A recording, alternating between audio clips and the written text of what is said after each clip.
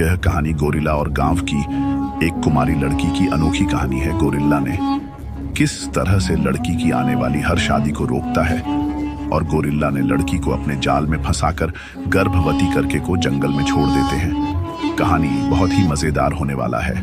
कहानी को पूरा सुनिए, मजा आएगा। घने जंगल के किनारे बसा एक छोटा गांव जिसका नाम शांतिपुर था। इस गांव का जीवन सादगी से भरा था कि घर, कच्ची सड़कें और चारों ओर हरियाली। लेकिन गांव के लोग इस हरियाली के बीच छिपे जंगल से हमेशा भयभीत रहते थे।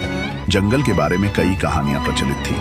कुछ कहते कि वहां भूत प्रेत रहते हैं, तो कुछ कहते कि जंगली जानवरों ने कई गांव वालों को खा लिया।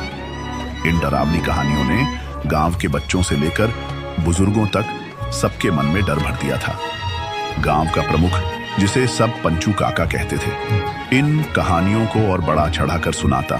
वह गांव वालों को जंगल में जाने से रोकने के लिए कहता, जंगल में गए तो कभी वापस नहीं आओगे, वहां सिर्फ मौत है।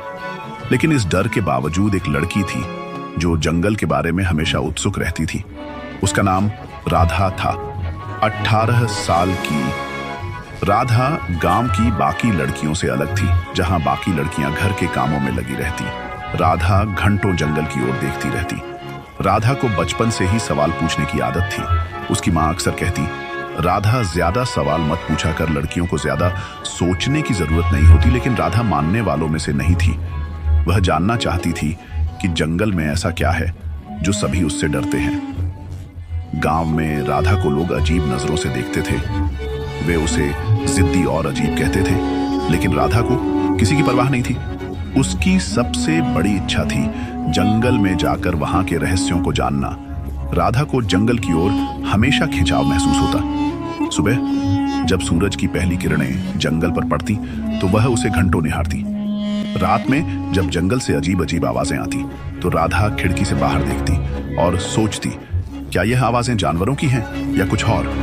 वह अक्सर अपनी सबसे अच्छी दोस्त मीना से कहती, तू देखना, एक दिन मैं उस जंगल में जाऊंगी। मीना डर कर कहती, पागल मत बन राधा, पंचू काका ने कहा है कि वहां भूत रहते हैं। राधा मुस्कुराती और जवाब देती, भूत भूत कुछ नहीं होते, ये सब डराने के लिए कहानियां हैं। एक दिन गांव में सभा हुई। पंचू काका ने घोषणा की, हमारे गांव की शांति तभी बनी रह सकती है जब हम जंगल से दूर रहे। किसी को भी वहां जाने की इजाजत नहीं है। राधा ने साहस जुटाकर कहा, लेकिन हमें यह कैसे पता चलेगा कि जंगल सच में खतरनाक है या नहीं। जब तक हम वहां नहीं जाते।